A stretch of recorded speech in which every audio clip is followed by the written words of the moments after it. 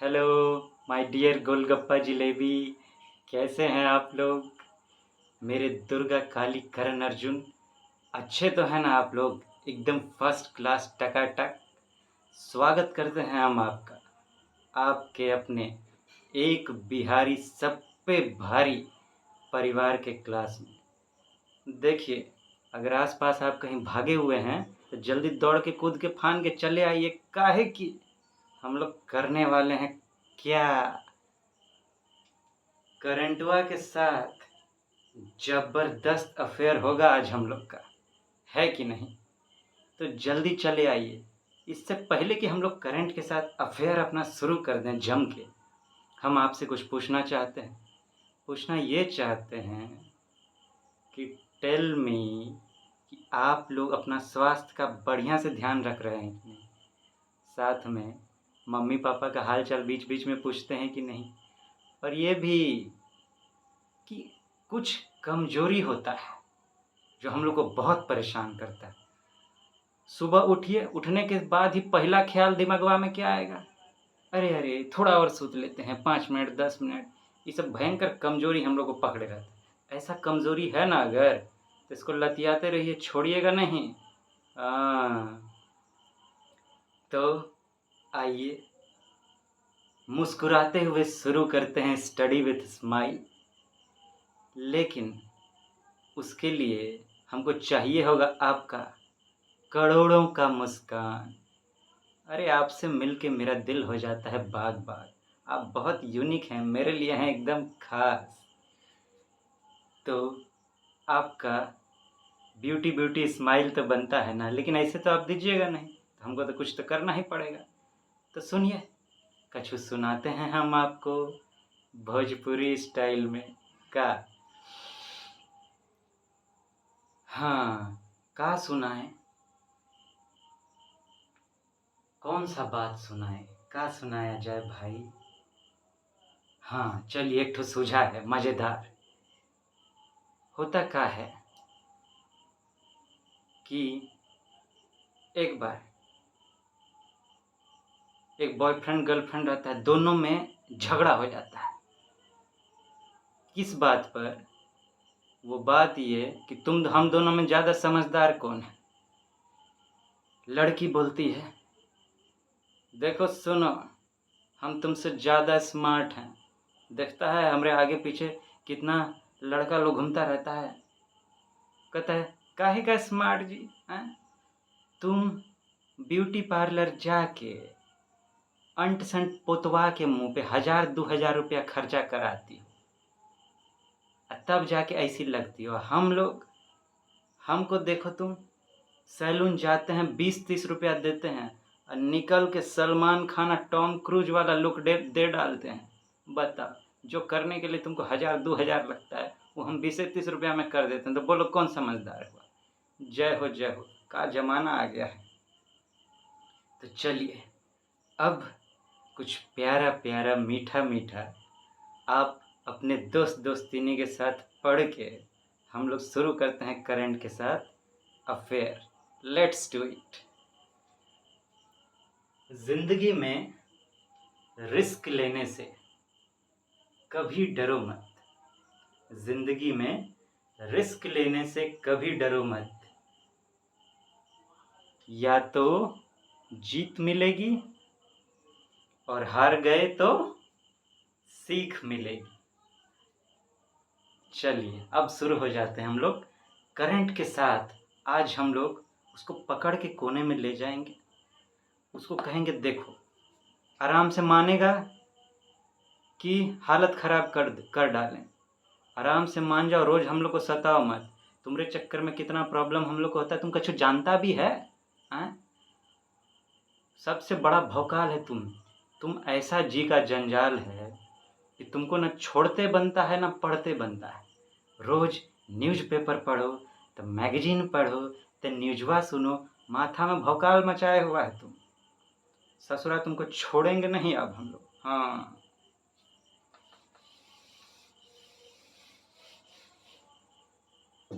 तो अगर आज का बात करें तो आपके लिए क्या इम्पोर्टेंट है UPSC exam point of view से? यूपीएससी के दिमाग को समझना होगा, उसी के हिसाब से हम लोग टॉपिक सेलेक्ट करेंगे। तो आज का क्या टॉपिक है? आज का टॉपिक अगर हम देखें तो दो ठो था, बड़ा ही इम्पोर्टेंट टॉपिक है।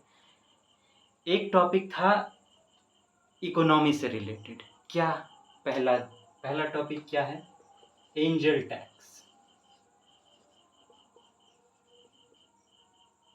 और दूसरा है crypto currency. Sorry, spelling mistake हो गया है। Crypto currency, crypto currency report. Crypto currency पे एक रिपोर्ट जारी किया है किसने? IMF ने एंड फाइनेंशियल स्टेबिलिटी बोर्ड, दोनों ने मिलकर। वो देखेंगे। ये आपके लिए प्रीलिम्स पॉइंट ऑफ व्यू से इम्पॉर्टेंट है, और ये जो रिपोर्ट होगी ये आपके लिए मेंस के पॉइंट ऑफ व्यू से इम्पॉर्टेंट होगी। ठीक है ना?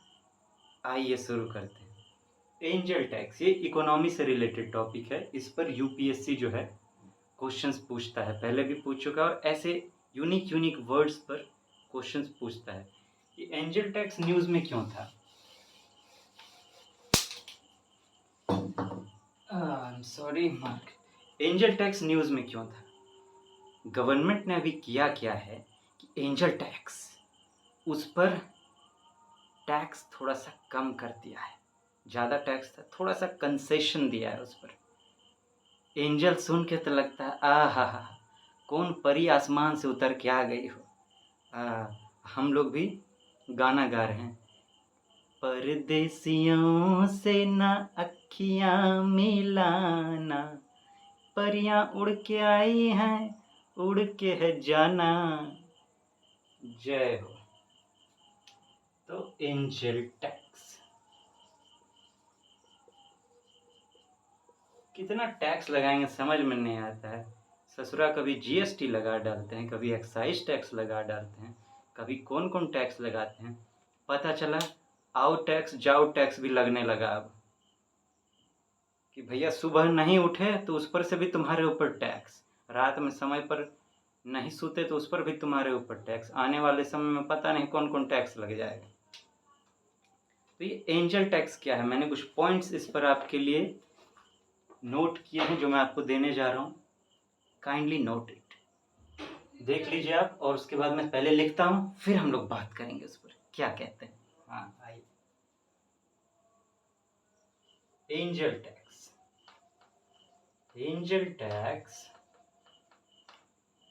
is the tax that unlisted companies,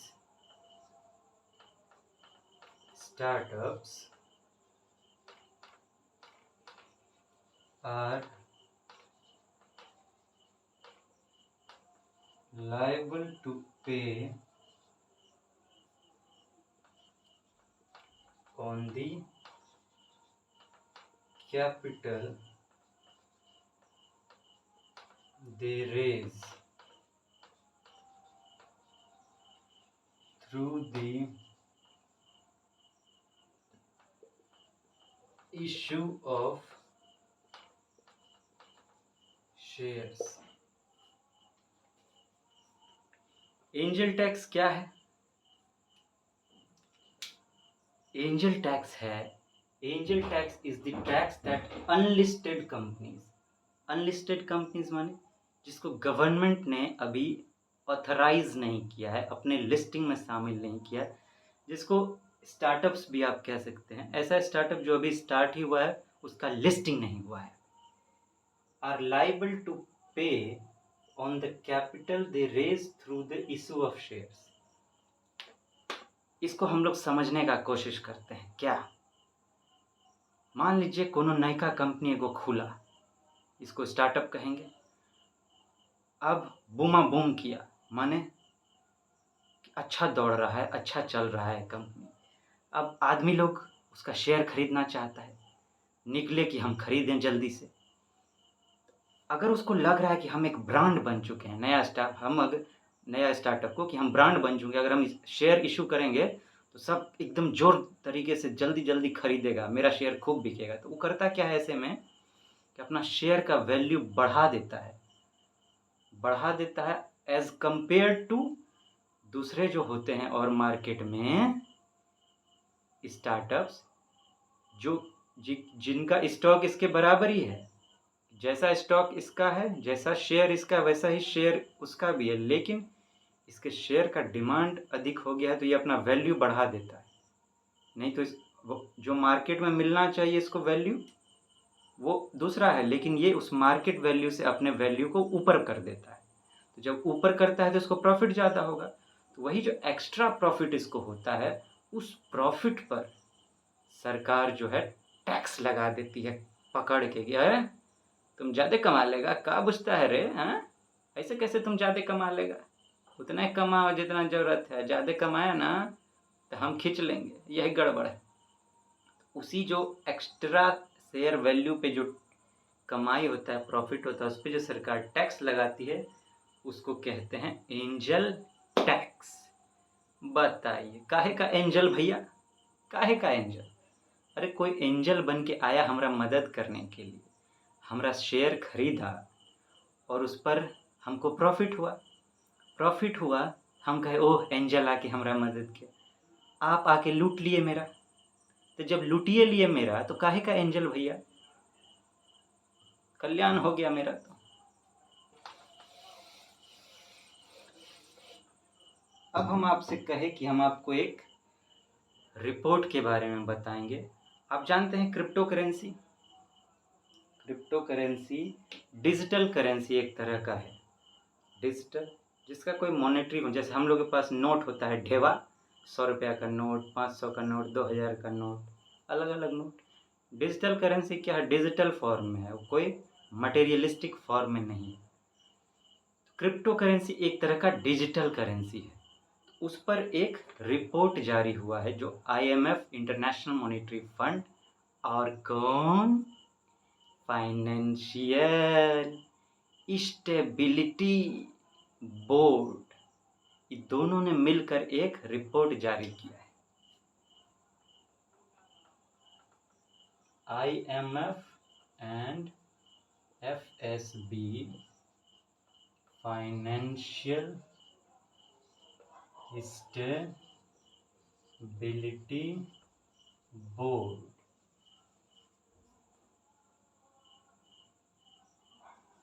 have issued a report saying,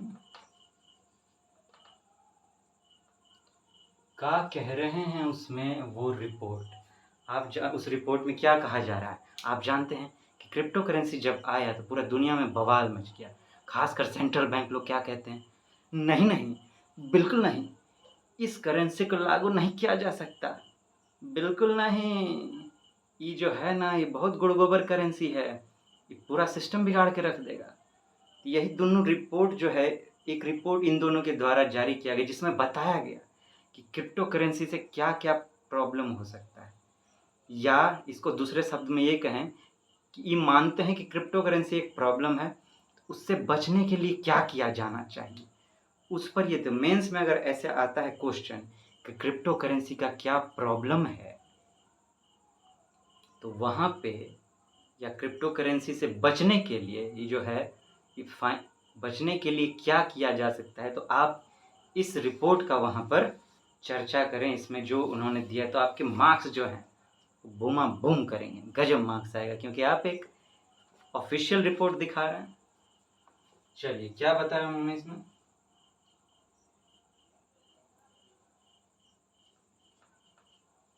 crypto currency, let me take another marker, दूसरा मार्कर लिख लेते हैं। इसका लाइटवा थोड़ा सा जो है वो डिम हो गया है, कम हो गया है। Crypto currency should never be legalised दूसरा क्या, crypto currency should never be given space in the currency reserves of central banks.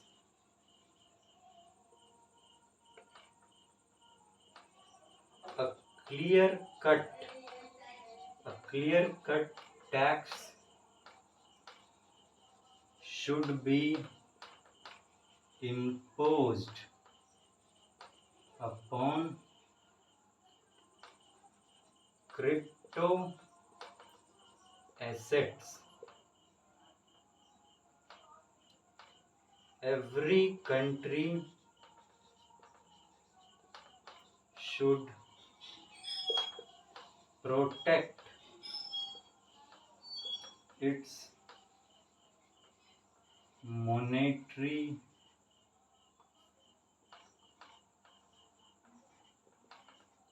sovereignty. देखिए, ये रिपोर्ट दिया है, कौन दिया है? IMF और फाइनेंशियल स्टेबिलिटी रिपोर्ट। क्या कह रहे हैं ये दोनों? हाँ, क्या कह रहे हैं? कहते हैं क्रिप्टो करेंसी जो है ना, शुड नेवर बी लीगलाइज्ड। इसको लीगलाइज मत कर देना भैया, नहीं तो बहुत बुरा होगा तुम्हारे साथ। बुझ रहे हो ना? हाँ, करें लीगलाइज मत करना। Crypto currency should never be given space in the currency reserves of central bank. Central bank जैसे हमारा RBI है, कहता है इस आपका जो रिजर्व है उसमें स्पेस नहीं दीजिएगा इसको, नहीं तो घुसेगा। जैसे ट्रेन होता है, ट्रेन में आप किसी को बैठने के लिए दीजिए, वो कहेगा कि थोड़ा सा पैर घुसकाइएगा ना, हम बैठेंगे। और घुसकते घुसकते थोड़ा देर के बाद पता चलेगा आपको नीचे उतार के वो लेटा हुआ है आपके सीट पर। कुछ यही हाल ही करने वाला है। वही कह रहा है कि उसको अपने करेंसी रिजर्व में जगह मत दीजिएगा। A clear-cut tax should be imposed upon crypto assets. कहता है जो ससुरा जो है ना, ये क्रिप्टो एसेट सब, ये बहुत छेड़छाड़ करेगा, आपको परेशानी करेगा। तो जिससे पहले वो आपको परेशानी में डाल दे, आप ही उसको परेशानी में डाल दीजिए। टैक्स लगा दीजिए इस पर, जम के क्लियर कट टैक्स की, छोड़ेंगे नहीं तुमको। Every country should protect it's monetary sovereignty. Sovereignty मतलब डिसीजन अपने हाथ में होना चाहिए। तो माने मेरा अगर मॉनेटरी अथॉरिटी जो होगा, जैसे RBI हमारा मॉनेटरी अथॉरिटी है, तो सारा डिसीजन लेने का अधिकार उसी के पास होना चाहिए। ये क्रिप्टो करेंसी क्या है, कौन इसको जारी करता है डिजिटली, कौन लागू करता है, कुछ पता ही नहीं है इसके बारे में। इसको अगर ले आएंगे तो फिर सेंट्रल बैंक के कंट्रोल का क्या होगा? वो कंट्रोल निकल जाएगा। तो ये स्टेबल नहीं होता है क्रिप्टो करेंसी। तो उससे बचने का क्या उपाय है? ये अगर मेंस में इस तरह का क्वेश्चन कोई आता है तो जम के लिख डालिएगा। का कहते हैं? हाँ, ये दोनों तो करंट का टॉपिक था जिसको हम लोग जम के करंटवा दे दिए। अब हम सोच रहे हैं कि अब ऐसा भी करेंगे कि प्रीलिम्स पे तो हम लोग बात कर रहे हैं, इस तरह के जो प्रीलिम्स और मेंस दोनों का तो बात कर ही रहे हैं, लेकिन अब हम सोच रहे हैं कि आपको आंसर राइटिंग से रिलेटेड भी कुछ फैक्ट्स दिया जाए, ताकि उसका भी प्रैक्टिस आपका होता रहे और आपका वो मजबूत हो जाए कि अल्टीमेटली मेंस मेन है कि नहीं। प्रीलिम्स जितना इम्पोर्टेंट है, मेंस भी इम्पोर्टेंट है। या यूँ कहें कि सब कहते हैं मेंस सबसे ज़्यादा इम्पोर्टेंट है। ऑब्वियसली मेंस सबसे ज़्यादा इम्पोर्टेंट है, उसके बिना तो कुछ है ही नहीं। लेकिन प्रीलिम्स भी इम्पोर्टेंट है, सबको इम्पोर्टेंट मान के चलना चाहिए, छोड़ के नहीं कि वो इम्पोर्टेंट। इससे क्या होता है कि हमारी जो देखने की नज़र है वो भटक जाती है, किस पर ज़्यादा ध्यान दें, किस पर कम ध्यान दें। और एक सुई हल्की सी चुभ जाती है कहीं पर तो वो पूरे बॉडी को दर्द देती है या नहीं देती है। तो क्यों छोड़े किसी को भाई? छोड़ेंगे नहीं, आओ साथ चलते हैं। यूं ही कट जाएगा सफ़र साथ चलने से, कि मंजिल आएगी नजर साथ चलने से। आइए साथ चलते हैं। तो फैक्ट की बात करें तो आज मैं आपको एक बहुत इम्पोर्टेंट फैक्ट देने जा रहा हूँ मेंस के आंसर राइटिंग के लिए। लिख लीजिएगा इसको, छोड़िएगा नहीं, नहीं तो ये आपको छोड़ के चला जाएगा फिर। हाँ, इन्वायरमेंट पर बहुत क्वेश्चन आते हैं जब से खासकर इंडियन फॉरेस्ट सर्विस इंक्लूड हो गया है अब सिविल सर्विस में, तब से तो और भी। मेंस में इन्वायरमेंट पर बहुत क्वेश्चन आते हैं, ज्योग्राफी पर भी आते हैं, और उसमें खासकर पॉल्यूशन रिलेटेड ये सब। और एक बहुत हॉट टॉपिक है डिफॉरेस्टेशन। डिफॉरेस्टेशन मेंस के लिए हम लोग फैक्ट्स लिख रहे हैं आंसर राइटिंग के लिए। टॉपिक है डिफॉरेस्टेशन, मतलब पेड़ों को जो हम लोग बेतरीके काटे जा रहे हैं उसी को कहते हैं डिफॉरेस्टेशन। इससे रिलेटेड एक फैक्ट मैं आपको देने जा रहा हूँ। अकॉर्डिंग टू WWF, ये वो WWF नहीं है जो जिसमें अंडरटेकर अब बिग शो सब लड़ते थे, वो WW, अब वो तो ये हो गया। ये world wide fund for nature है कि नहीं, world wide fund for nature. लेकिन उतना आपको डिटेल में लिखने की ज़रूरत नहीं, आप इतना ही लिख के छोड़ दीजिए अकॉर्डिंग टू WWF। क्यों? क्योंकि मेंस में जो है वो लिमिटेड वर्ड्स में आंसर लिखना होता है। इसी सब में वर्ड लगा देंगे तो आंसर कब लिखेंगे? तो यूपीएससी उतना समझता है, आपको मार्जिन देता है। According to WWF 27 football fields of forest is lost every minute due to deforestation। क्या कह रहा है WWF कि फुटबॉल फील्ड अगर आपने देखा हो कभी, टीवी में तो देखा ही होगा, तो 27 फुटबॉल फील्ड के बराबर, बाप रे बाप, भौकाल हो गया है। तो 27 फुटबॉल फील्ड के बराबर का जो फॉरेस्ट है, जंगल है, वो हर मिनट, एवरी मिनट में कटता जा रहा है। खच खच खच खच खच खच खच खच खचा। बताइए, every minute 27 football fields of forest is lost. क्या होगा भैया, कछु टाइम के बाद तो जंगल का ठिकाने नहीं दिखेगा हैं।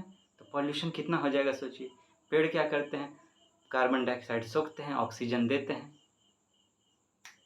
पेड़ गायब हो जाएंगे तो हम लोग भी का लेंगे, खाली कार्बन डाइऑक्साइड लिए रहे हैं।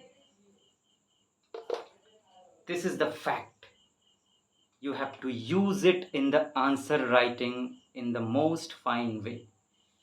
गजब तरीके से इसका यूज कीजिएगा, बहुत जगह यूज हो जाए, है कि नहीं।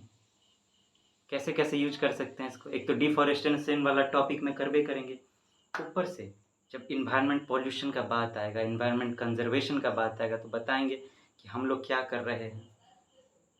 तो ये एक चैलेंज के रूप में भी आप वहाँ पे कोट कर सकते हैं, है कि नहीं। तो बहुत जगह इसका इस्तेमाल होगा, जहाँ भी पेड़ों की बात आएगी, इन्वायरमेंट की बात आएगी, पॉल्यूशन की बात आएगी, कंजर्वेशन की बात आएगी, आप इसका इस्तेमाल कर सकते हैं वहाँ पर। ठीक है ना, ध्यान रखिएगा। तो अब हमरे प्यारे प्यारे मीठे मीठे खट्टे खट्टे गोलगप्पा जलेबी, हमरे दुर्गा काली कर्ण अर्जुन, हमरे भौकाल टाइगर एंड टाइग्रेस जाने से पहले हमको अपना करोड़िया करोड़िया मुस्कनवा दे दीजिए, तनका मुस्कुरा दीजिए जी, ताकि हम भी खुशी खुशी आपसे विदा ले सके ना। और चीज़ें बोल दीजिए, चीज।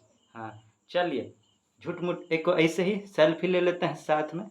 हथवा में मोबाइल तो है नहीं, लेकिन तैयो चलिए मुस्कुराइए, बोलिए चीज, क्लिक हो गया। फिर जल्दी मिलेंगे आपसे, अभी टाटा गुड बाय करते हैं, बाय बाय।